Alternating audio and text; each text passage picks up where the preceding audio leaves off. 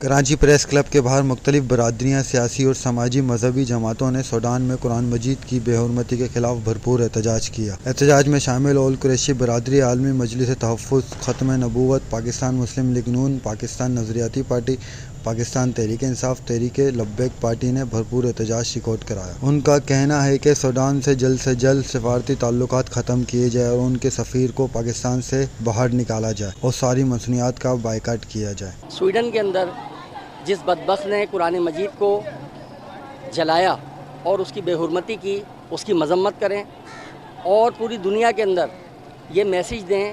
یہودی اور عیسائی اگر مجھے سن رہے ہوں تو یہودیت اور عیسائیت کو پہلے دن سے ہی اسلام سے بہت خطرہ ہے۔ قرآن نے کہا وَلَن تَرْضَىٰ عَنْكَ الْيَهُودُ وَلَا النَّصَارَىٰ حَتَّىٰ تَتَّبِعَ مِلَّتَهُمْ۔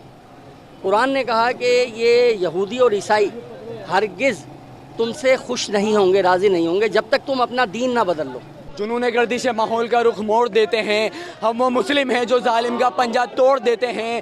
میرے قرآن کو نہ دیکھو تو ان کی نگاہ سے زمانہ جانتا ہے ہم ایسی آنکھیں پھوڑ دیتے ہیں۔